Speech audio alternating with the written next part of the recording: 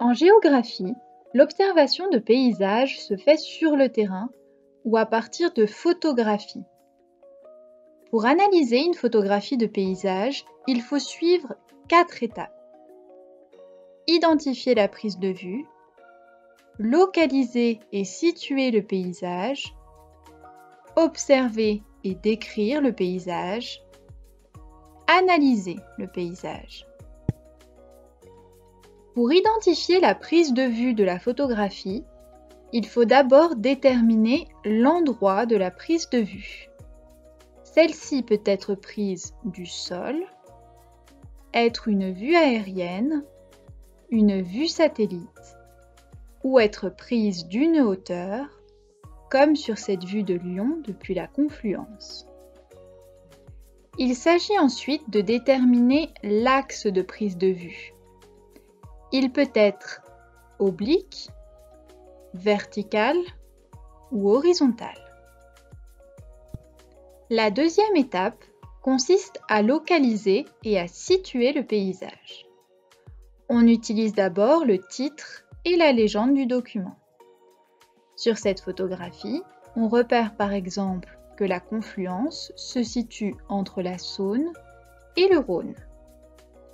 On peut également se servir d'un atlas ou de carte du manuel pour situer l'espace photographié dans un pays, une région, une ville. La troisième étape consiste à observer et à décrire le paysage. Observer, c'est repérer les différents éléments qui le constituent. Une autoroute, un musée, un quartier d'affaires. On dégage ensuite la structure de l'image en repérant les différents plans du paysage. Le premier plan, c'est-à-dire ce que l'on voit en premier. Le deuxième plan. Le troisième plan. Puis l'arrière-plan. On peut ensuite rédiger la description du paysage en utilisant un vocabulaire adapté. La dernière étape est l'analyse du paysage.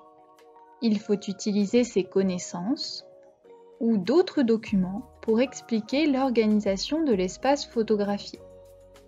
Concentration des commerces et des services dans le centre-ville, aménagement de transports facilitant les déplacements doux, etc.